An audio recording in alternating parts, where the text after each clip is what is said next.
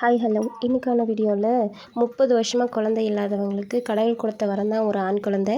அந்த குழந்தை கிடைச்ச சந்தோஷத்தில் ஊரை கூட்டி சாப்பாடு போட்டு வேண்டுதலாக சாமிக்கு கலசம் அந்த மாதிரி எல்லாம் கொண்டு போயிட்டு இருந்தாங்க. அவங்க வீட்டாண்ட இருந்தே கோயில் வரைக்கும் 10 அடிக்கு ஒரு இடத்துல பூஜை பண்ணி தான் கொண்டு போனாங்க.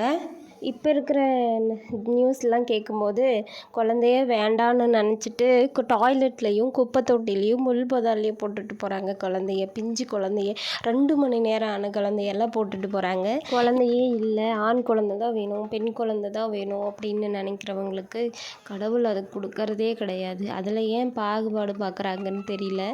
குழந்தை இருக்கிறவங்களும் சரி, இல்லாதவங்களும் சரி, நீங்கள் என்ன நினைக்கிறீங்க அப்படிங்கிறத கண்டிப்பாக கமெண்ட் பண்ணுங்கள். குழந்தைய பார்க்கும்போது அவங்களுக்கு முருகரே எனக்கு பிறந்திருக்கிறாரு அப்படிங்கிற மாதிரி எல்லாம் சொல்லிட்டு இருந்தாங்க. ஆடிப்பாடி கொண்டு போனதில் ஈவினிங் ஒரு 6 மணி மேலே ஆயிடுச்சு.